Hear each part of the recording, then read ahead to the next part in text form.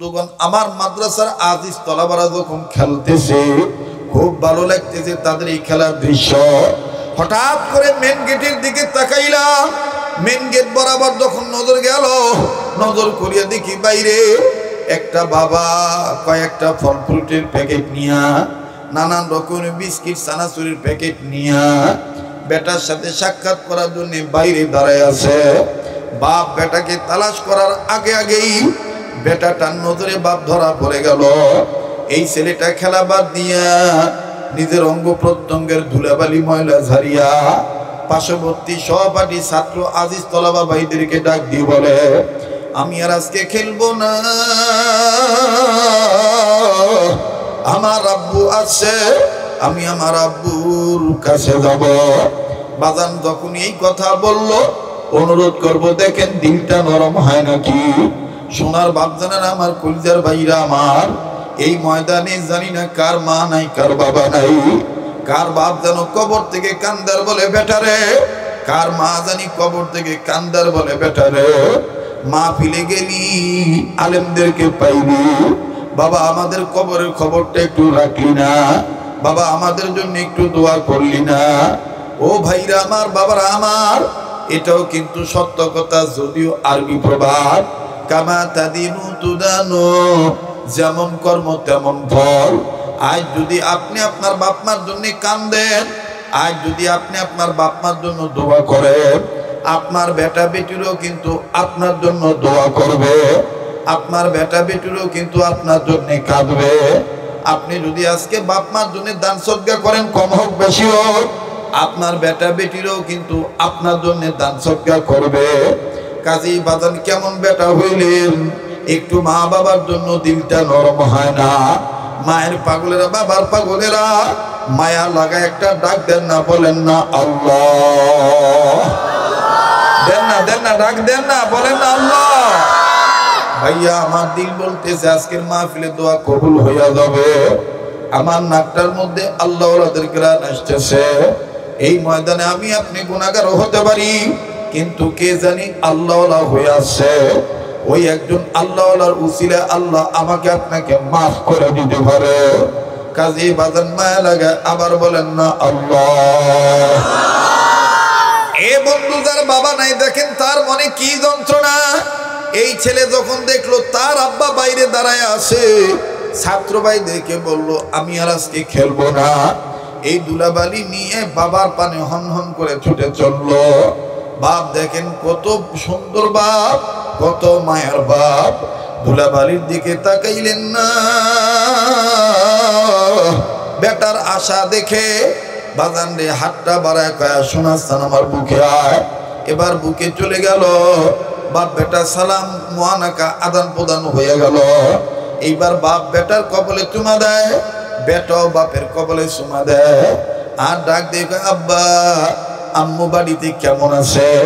এই আব্বু আম্মু আব্বু ডাকটা খুব ভালো লাগতেছে।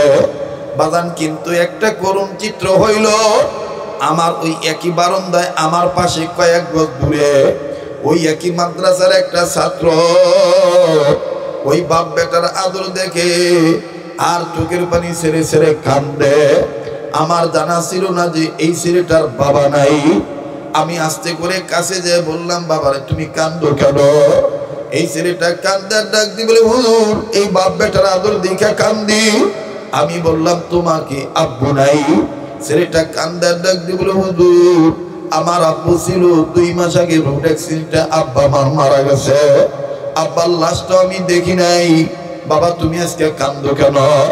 বলে, হুজুর আমি কান্দতেছি, আমার আব্বাও তো এরকম আমার জন্য বিস্কিট নিয়ে আসতো, আমার আব্বাও তো আমার জন্য এরকম কত রঙের ফল নিয়ে আসতো, আমার আব্বাও তো আমাকে এইরকম করে বুকে নিয়ে চুমা খাইতো।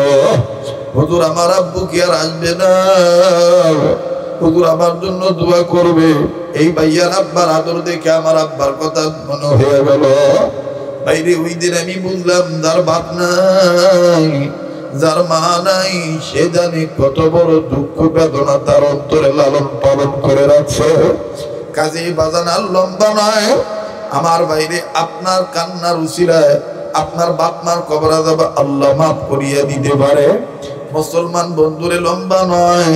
এই বালক ছেলেটা ডাক দিয়ে বলে, আল্লাহ আমার বাবা নেই, আমার মাও নেই, যে একটা ভাই মিলাইলা ওই ভাইটাকেও নিয়ে গেলা, এখন আমার আর তেল কিনে দিবে কে? বড় হুজুর সামনে না বাড়াইয়া পিছনে আসিয়া কয়, আব্দুর রহমান কি হয়েছে তুমি বলো। আব্দুর রহমান কয়, হুজুর আপনাদের নজরে এই ভাইয়াটা খারাপ ছেলে, কিন্তু এই যুবক ছেলে জমিদারের ছেলে, মদ না খাইয়া মদের টাকা দিয়ে আমার এই কোরআন শরীফ পড়ার সহযোগিতা করেছে, তেল কিনে দিয়েছে। হুজুর চিৎকার দিয়ে বলে, দেখো আমার আল্লাহ কত দয়ার আল্লাহ, সবে মাত্র কোরআনের পক্ষে নাম লেখাইয়া মাত্র তেল কিনে দিয়েছে, আর আমার আল্লাহ এতটুকুন কাজের উসিলায় তার বান্দাকে মাফ করে দিয়া কবরটা জান্নাত বানায় দিয়েছে। কাজী বাদান আল্লাহর দাওয়াত চোখ দিয়া চারটা জিনিস, আল্লাহর ভয়, আল্লাহর মহব্বত নিয়ে দেখলে সওয়াব হয়। এক নম্বর হলো কোরআনুল কারীম কালামুল, এক নম্বর কাবাঘর বাইতুল্লাহ, দুই নম্বর হলো কোরআনুল কারীম, তিন নম্বর হলো হক্কানি রব্বানি উলামায়ে কেরাম ওলি আল্লাহ, চার নম্বর হলো আপন মা আর বাবার চেহারা দেখা। আজকে আমি সময়ের স্বল্পতার কারণে এবং পরিবেশ পরিস্থিতির কারণে, অনুকূলে না থাকার কারণে, প্রতিকূলতার মধ্যে হালকা সময় আমি কথাটা বললাম। বাজান কেউ নড়াচড়া করবেন না, আমি 2 মিনিট একটা আবদার করব। এই কোরআন পড়নেওয়ালাকে মহব্বত করিয়া 30 পারা কোরআনের পক্ষে মহব্বত দেখাইয়া এই ময়দানে যারা দাঁড়ায় থেকে কষ্ট করে বাজান এইভাবে বয়ান শুনতেছেন, হাসরের ময়দানে কিন্তু বসার সুযোগ থাকবে না, পোশাক আশাও থাকবে না। ওই কঠিন ময়দানে কোরআন শরীফ আর নবী আপনার ব্যাপারে সুপারিশ করবে।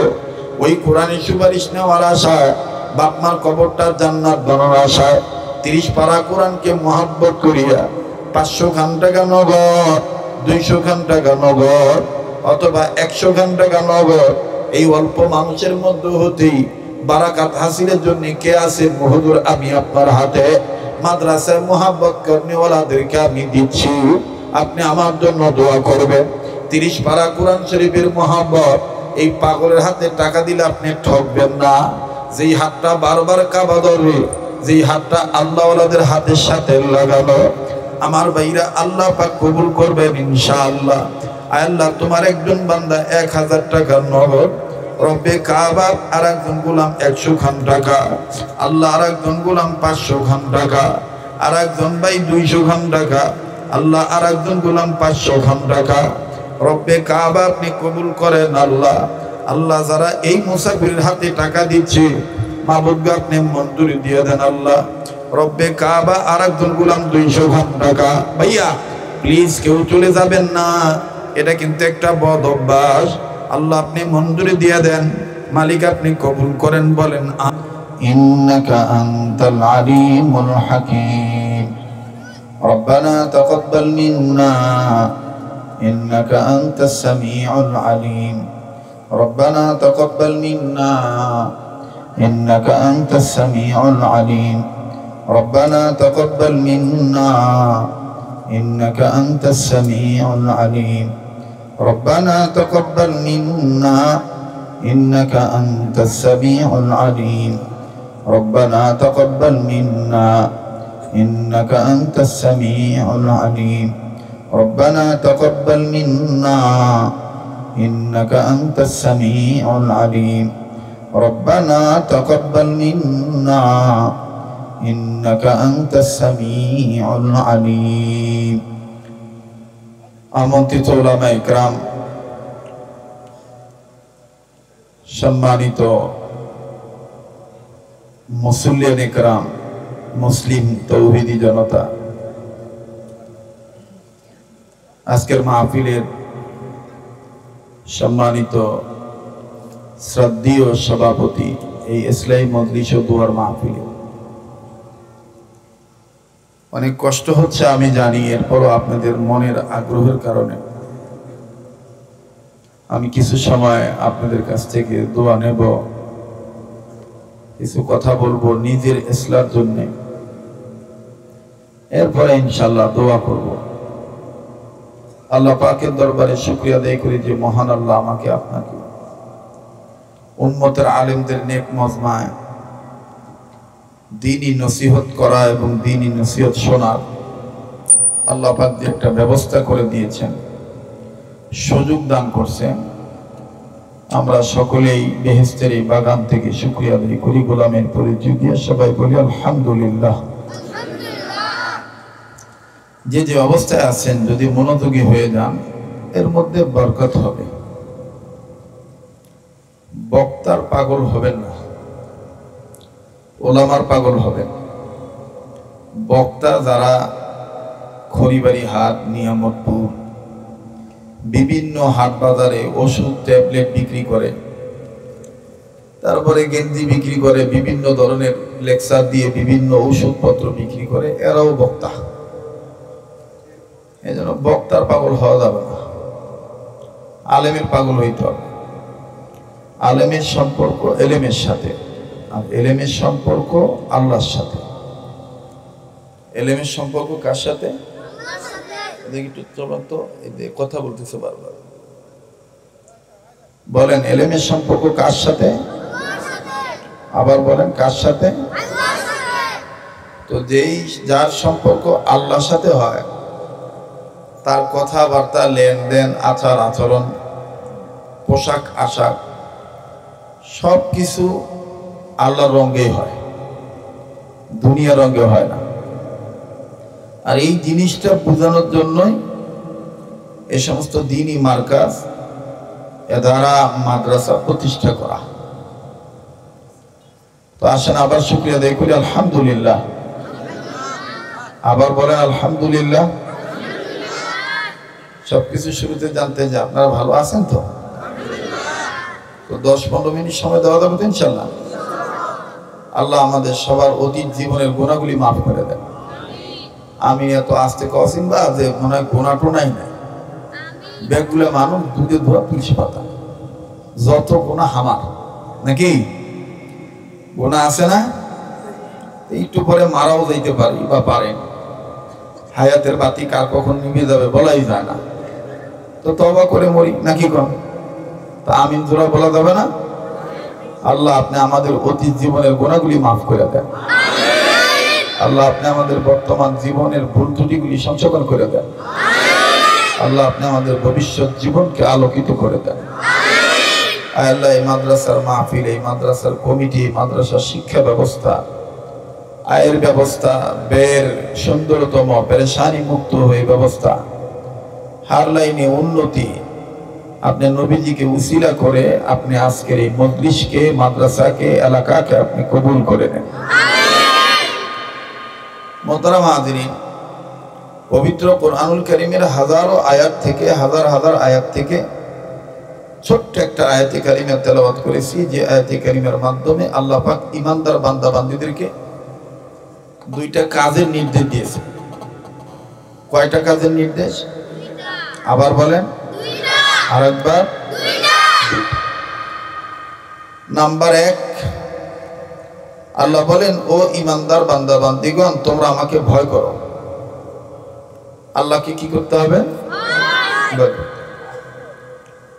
হযরত সাইয়্যিদুত তাইয়্যিফা হাজী আমদাদুল্লাহ মাহাদির মক্কি রহমাতুল্লাহ আলাইহি বলেন যে এই আয়াতের হক তখনই আদায় হবে, আল্লাহর হক তখনই আদায় হবে এই আয়াতকে মেনে নিয়ে দুইটা কাজ বেশি বেশি করা। সকল ক্ষেত্রে গুনাহ করার সময় গুনাহের কোনো তাকাজা আসলে, নফস যদি তোমাকে গোলাম বানাইতে চায়, তুমি আল্লাহকে ভয় করে নফসের গোলামি বাদ দিবা।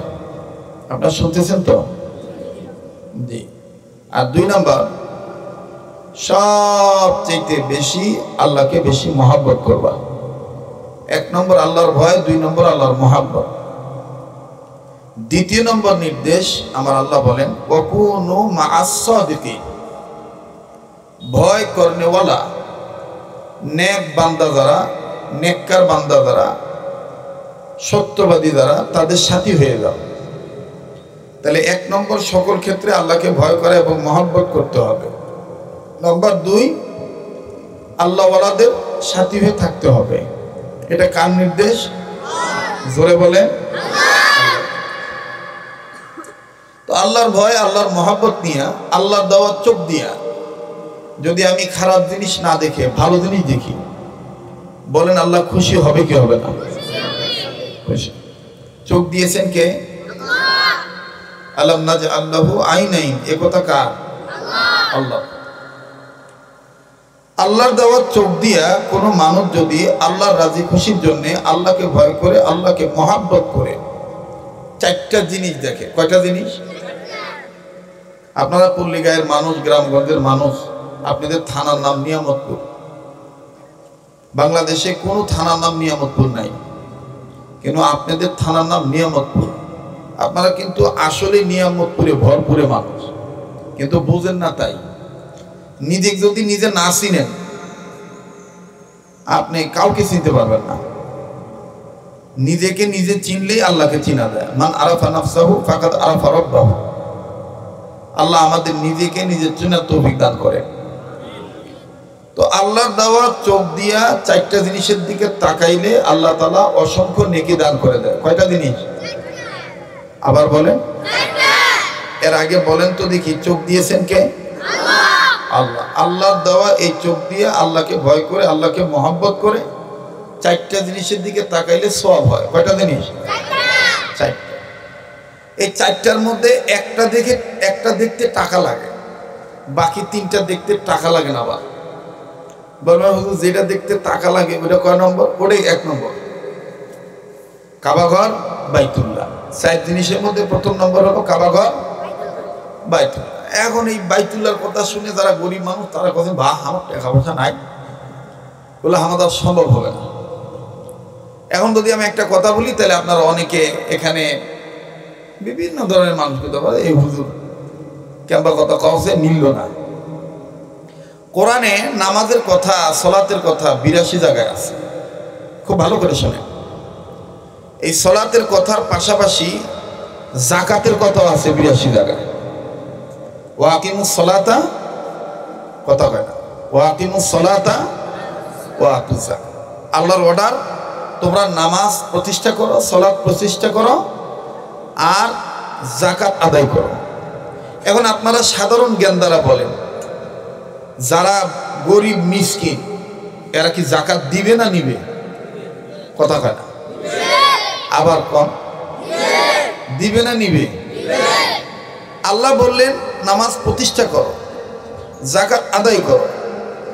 এখানে উম্মতের আলেমগণ বলেন, এখানে আল্লাহ তাআলা ডাইরেক্ট বলতেছে, ও নামাজ প্রতিষ্ঠা করনে ওয়ালারা, তোমরা ধনী হও। তোমাদেরকে আমি ধনী হইতে বললাম, কারণ ধনী না হলে তো যাকাত দিতে পারবেন না। কথা কয় না। ধনী না হলে যাকাত দিতে পারবেন? আচ্ছা বলেন, হালাল বৈধ ব্যবসা করে ধনী হওয়া যায় না? যায় না বাবা? যায়। আল্লাহ তাআলা আমাদের সবাইকে হালাল ভাবে, বৈধ ভাবে আল্লাহর হুকুম মেনে ধনী হওয়ার তৌফিক দান করেন। আবার বলেন আমিন। তো আল্লাহর দেওয়া চোখ দিয়া কয়টা জিনিসের দিকে তাকালে সওয়াব হয়? 4টা। নাম্বার 1 কাবাঘর বাইতুল্লাহ, নাম্বার 2 কোরআনুল কারীম কালামুল্লাহ, নাম্বার 3 হক্কানি রব্বানি উলামায়ে কেরাম ওলি আল্লাহ, নাম্বার 4 আপন মা আর বাবার চেহারা দেখা। সুবহানাল্লাহ বলে। এই 4টার মধ্যে একটা অন্যতম হলো কোরআনুল কারীম কালামুল্লাহ। এই কালামে পাক এই মাদ্রাসায় ছেলেরা দেখে কি দেখে না? তো যাদের যেই কালাম দেখলে আল্লাহ খুশি হয়, এই কালাম দ্বারা দেখে, এই কালাম দ্বারা দেখে, তাদেরকে মহব্বত করলে আল্লাহ খুশি হবে কি হবে না? তা আমি সংক্ষেপে শুধু বলতে চাই, এই কালামে পাক যারা দেখে, যে ছেলেরা দেখে, তাদেরকে আমরা মহব্বত করবো তো ইনশাআল্লাহ। আমি মুসাফির মানুষ, বৃষ্টি পড়তেছে ভয় পাবেন না, এটা আযাব গজবের বৃষ্টি না। হাদিস পাকের মধ্যে আছে, কোন জিকিরের মজলিস, কোরআন সুন্নাহর মজলিস, আল্লাহ এবং আল্লাহ রাসূলের কথা চলা অবস্থার মজলিসে যদি আকাশ থেকে বর্ষণ পড়ে আর একটা ফোঁটা বৃষ্টির পানি যদি কারো গায়ে লাগে, যে যার গায়ে লাগবে আল্লাহ পাক তাকে নিষ্পাপ বানায় দিবে। এদিকে আযাব গজবের বৃষ্টি। আমি আসার সময় দেখো যে এক লোক লুঙ্গি তুলে দূর মারছে। আমি হায় সংকট, এরাই ওয়াশরুমে গেছে রে। সাধারণ একটা বৃষ্টির ফোঁটাক মেম্বার পারে না, তো ওই কিসের জান্নাতের খুঁটারি করবে? কথা কয় না। হ্যাঁ, মানে ওয়াজ যা শুনবে মাদ্রাসা থুয়ে যাবে, বাড়িতে নিবে না। তাই এটা করা যাবে না। ওয়াজ আমি শুনবো, আমি সারা জীবন আমল করব। এই জন্য যেন আল্লাহ তাআলা আমাকে মাফ করে জান্নাত দেয়। কথা বলেন ঠিক কিনা? তো মাদ্রাসার ছেলেদেরকে মহব্বত করলে লাভ না লস? বলেন লাভ না লস? আমি 1-1.5 মিনিট 2 মিনিটে বলি। আপনারা নাম শুনছেন, আপনাদের পার্শ্ববর্তী রাষ্ট্র ভারত, নাম শুনছেন না? ভারতে একটা অন্যতম প্রসিদ্ধ এলাকা, রাজধানী আছে দিল্লি। দিল্লি আছে না? এই দিল্লি এলাকার কোনো এক কেন্দ্রীয় কবরস্থানের ঘটনা হাকিমুল ইসলাম কারি তৈয়ব সাহেব রহমতুল্লাহ লেখেন যে কালামে পাকের দিকে নজর যারা করে তাদেরকে মহব্বত করলেও আল্লাহ খুশি হয়। কেমনি খুশি হয় দেখেন। এক বান্দা খুব মদ খায়, জমিদার ফ্যামিলির ছেলে, খুব মদ খায়। প্রতিদিন সন্ধ্যার পর থেকে শুরু করে রাত্র 10টা-11টা যখন মানুষ ঘুমায়, নিরিবিলি হয়, বন্ধু বান্ধবদেরকে নিয়ে দোকানের একটা ঘুপড়ি, এক দোকানে যাইয়া ওই মদ খায়। তো ওই যাওয়ার পথে কবরস্থান আছে, গোরস্থান আছে। তো এটা তো আমরা সবাই জানি যে অনেকে বলে যে গোরস্থানে ভূত পেতনি জিন থাকে, খারাপ আত্মা থাকে, থাকে না? এজন্য দেখবেন যেন ভালো মানুষ গোরস্থানের সামনে দিয়ে রাখতে যাবে সারা গেলেও 1-2 লিয়া যায়। আবার মেসের কাঠি ভিতরে ঢুকায়, গজাল ঢুকায়, ঝাঁটার সামটার কাঠি নেয়, তাতে জিন বেদ ভূত পেতনি না ঢুকে। তুই যতই সামটা মামটা লিয়া ঢুকাস না কেন, একদিন তুই কবর যাওয়াই লাগবে। কথা হয় না? ঠিক কিনা বলেন? তো এই ছেলেটাও এরকম মদ খাওয়ার জন্য বন্ধু বান্ধবদের সাথে আড্ডা দেওয়ার জন্য যাচ্ছে। হঠাৎ করে ছেলেটার কানে আওয়াজ আসলো, কবরস্থানের ভিতর থেকে একটা বাচ্চা, আপনাদের নওগাঁর আঞ্চলিকতার ভাষায় বলে, নিয়ামতপুরের ভাষায় বলে কাঁচা আসল। কি চলবা? কাঁচা আসল। আবার বোঝেন কি বোঝেন আল্লাহ জানে। আবার রাগ করছেন এগুলা? হ্যাঁ, আমি তো ভিন্ন ধরনের মানুষের আপনার চিনেন। আমার জন্য বরিশাল শিক্ষা, নওগাঁও শিক্ষা, কারণ আমি সব দেশের ভাষা মোটামুটি আয়ত্ত করে আপন বানায় কথা বলতে চাই। এই কথাগুলি যেন চিরজীবন মানুষ মনে রাখতে পারে। আর যেই অঞ্চলের আঞ্চলিকতার কথা বলা হয়, ওই অঞ্চলের মানুষ মনে করে যে এটা আমাদের নিজেদেরই লোক। মেরে দিবিন আঞ্চলিকতা, বাড়বে আন্তরিকতা। আর যখন বেড়ে যাবে আন্তরিকতা, তখন ঠিক থাকবে সম্পৃক্ততা। কথা কয় না? ঠিক কিনা বলে? আর যখন বেড়ে যাবে সম্পৃক্ততা, তখন ঘুষে যাবে সকল ধরনের ব্যর্থতা। আর যখন ঘুচে যাবে, মিটে যাবে ব্যর্থতা, অচিরেই চলে আসবে উভয়ের পক্ষে সফলতা। কিন্তু মানতে হবে ভদ্রতা। মানতে হবে কি? ভদ্রতা। অভদ্র ভাবে না। কষ্ট হচ্ছে? আমারও মন চাচ্ছে ঘন্টার পর ঘন্টা কথা বলি, কিন্তু কি বলবো, হাত পা বাঁধা।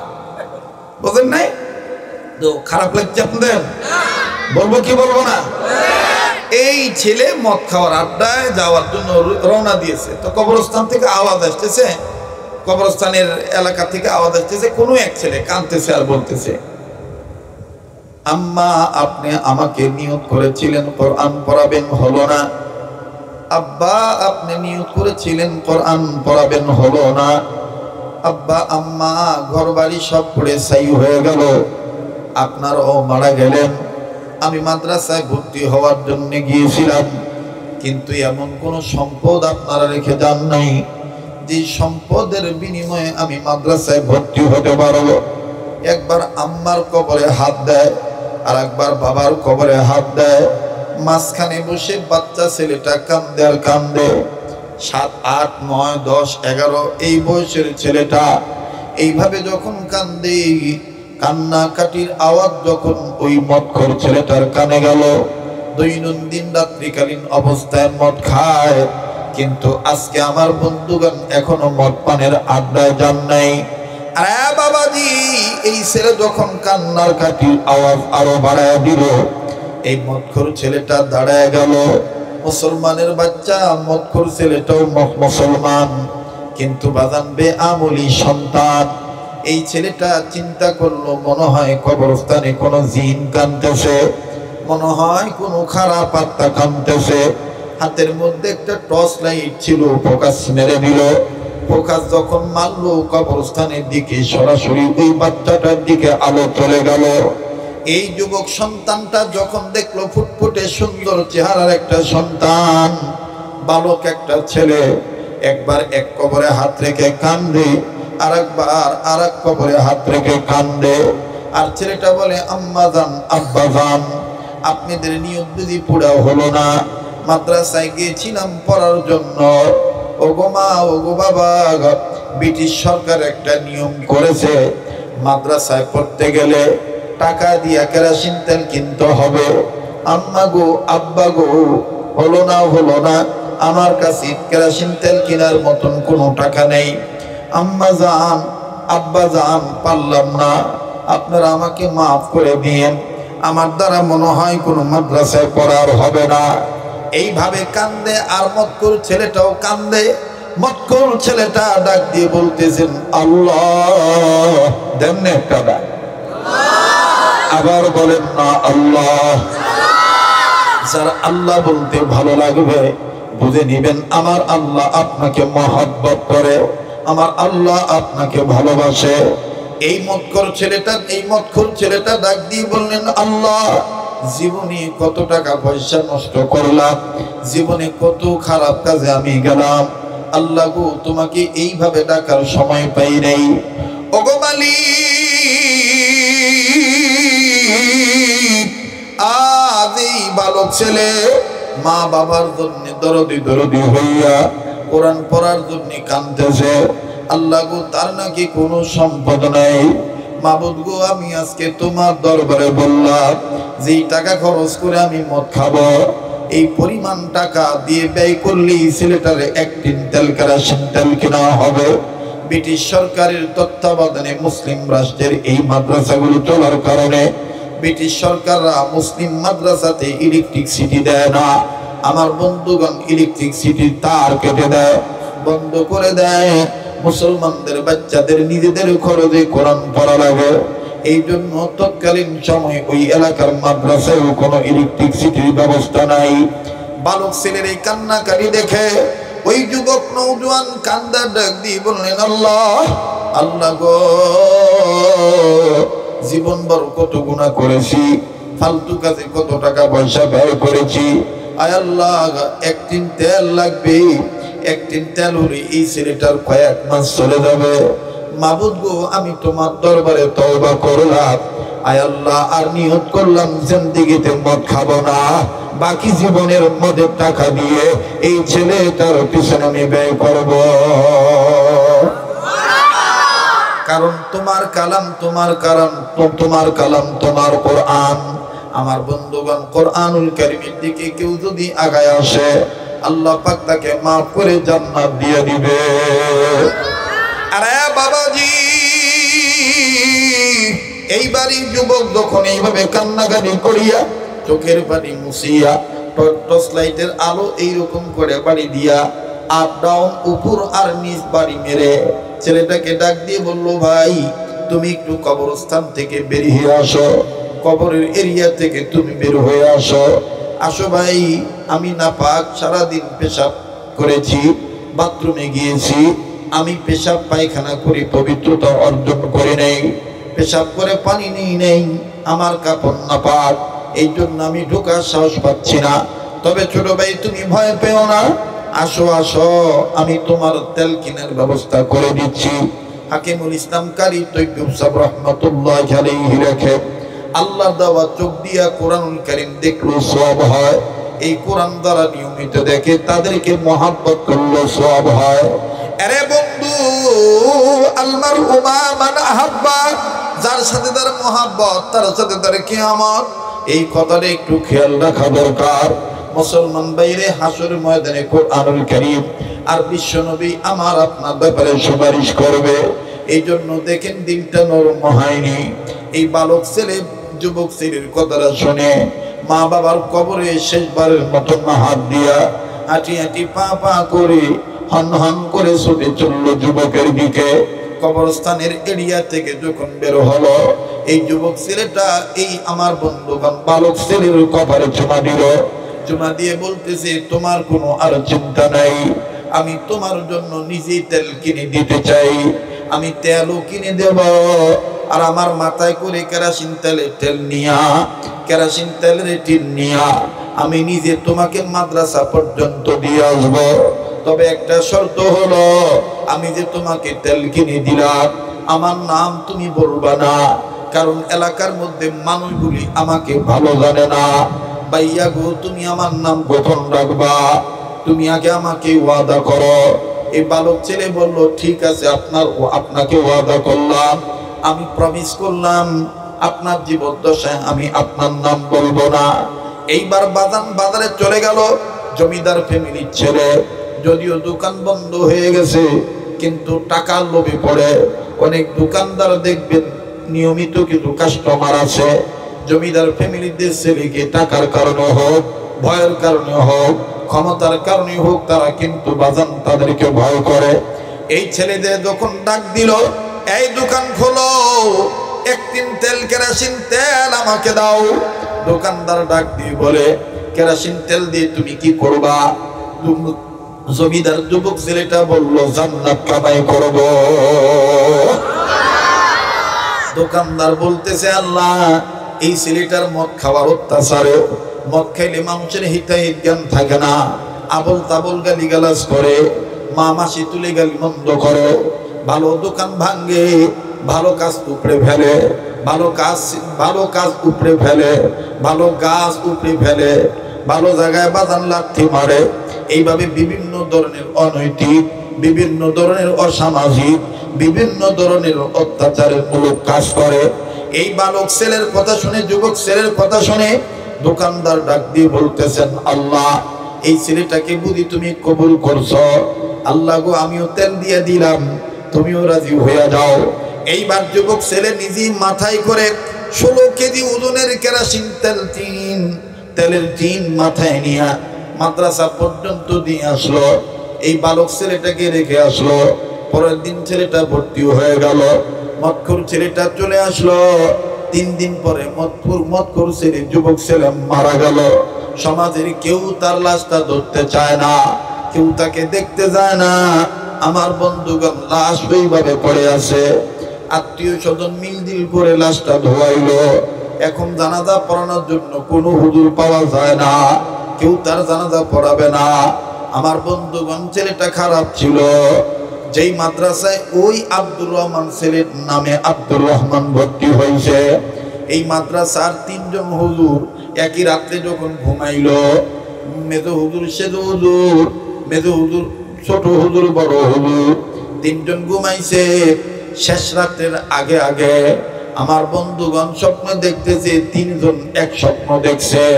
কে জানি ডাক দিয়ে বলে, আমার মাহবুব বান্দা আগে ছিল গুনাহগার, কোরআনের পক্ষে সাহায্য করার কারণে আমি আল্লাহ তাকে মাফ করে জান্নাত দিয়ে দিছি। তোমরা কেন তার জানাজা পড়াও না? আমি আল্লাহ অর্ডার দিতেছি, তোমরা তার জানাজার ব্যবস্থা করো। বড় হুজুর লাভ দিয়ে উঠছে, ছোট হুজুর উঠছে, অন্য হুজুর উঠছে। একজন আর একজনকে ডাক দিয়ে বলে, কি হইছে? বড় হুজুর বলে, এই খাব আমি দেখলাম। ছোট হুজুর বলে, আমিও তো এই স্বপ্নে দেখছি। আর এক হুজুর বলে, আমিও এই স্বপ্নে দেখছি। এইবার বড় হুজুর বলে, যেই ছেলের ব্যাপারে এইরকম স্বপ্নে দেখলাম, এই ছেলে আর খারাপ নাই, এই ছেলেকে আল্লাহ মাফ করে জান্নাত দিয়ে দিছে। কিন্তু কোন কারণে আল্লাহ মাফ করলো খুঁজে পাচ্ছি না। দেখি চলো যাই, জলদি করে ফজরে পরে তার জানাজা হবে। বাজান কেবল সকাল হলো, একটু ফর্সা হলো। ফজরের নামাজের কিছুক্ষণ পর জানাজার নামাজ পড়ার জন্য অনেক মানুষ নয়, 5-7টা কাতার করে সবাই মিলে দাঁড়াইয়া মাদ্রাসার বড় হুজুর আল্লাহু আকবার বলে জানাজার ইমামতি শুরু করবে। ঠিক ইন্ডিমেন্টিম সর্বশেষ কাতার থেকে ওই বালক ছেলে, ওই আব্দুর রহমান নিয়ত না বান্ধিয়া কান্দার বলে, আল্লাহ, আল্লাহ, আমার মাও নাই, বাবাও নাই, আমার যেই ভাইয়া তেল কিনে দিল সেও মারা গেল।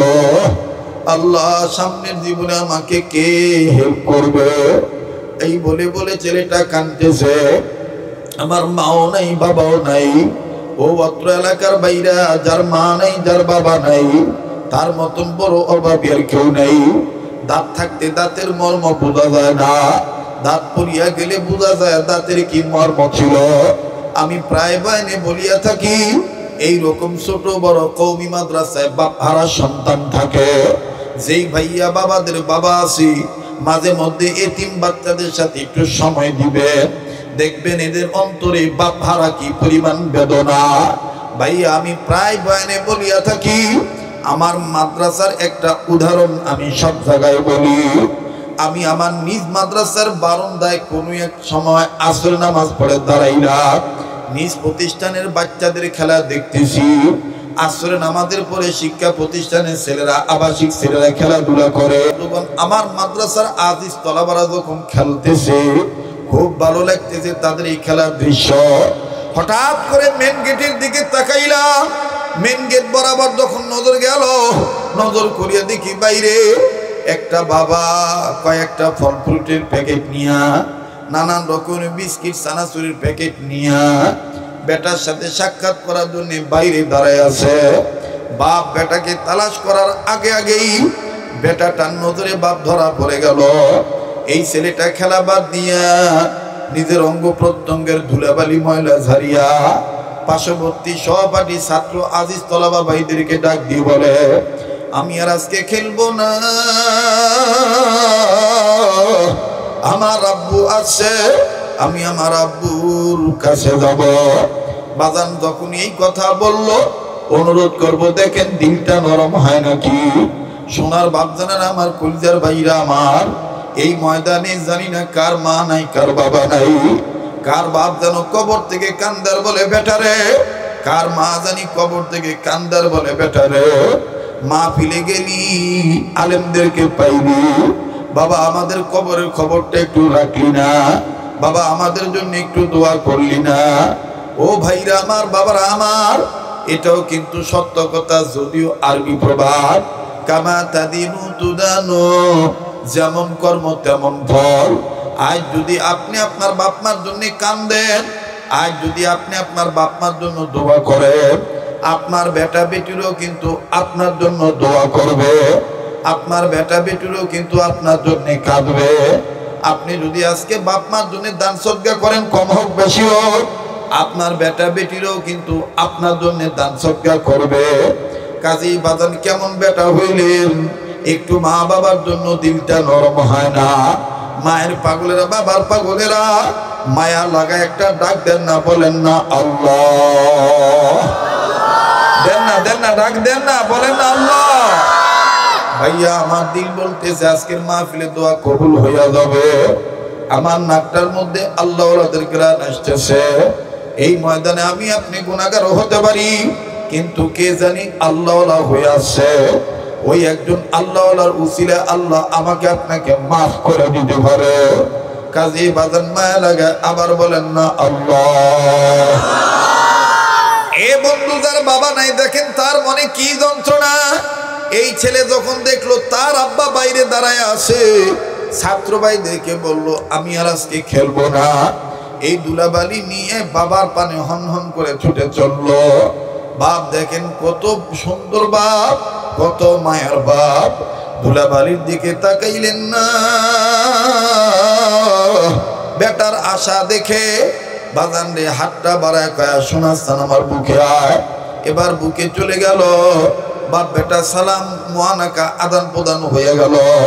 এইবার বাপ বেটার কবলে চুমা দেয়, বেটাও বাপের কবলে চুমা দেয়, আর ডাক দিয়ে আব্বা আম্মু বাড়িতে কেমন আছে? এই আব্বু আম্মু আব্বু ডাকটা খুব ভালো লাগতেছে। বাজান কিন্তু একটা করুণ চিত্র হইল, আমার ওই একই বারান্দায় আমার পাশে কয়েক গজ দূরে ওই একই মাদ্রাসার একটা ছাত্র ওই বাপ বেটার আদর দেখে আর চোখের পানি ছেড়ে ছেড়ে কান্দে। আমার জানা ছিল না যে এই ছেলেটার বাবা নাই। আমি আস্তে করে কাছে যেয়ে বললাম, বাবারে তুমি কান্দো কেন? এই ছেলেটা কান্দার ডাক দি বলে, হুজুর এই বাপ বেটার আদর দেখে কান্দি। আমি বললাম তোমাকে আব্বু নাই?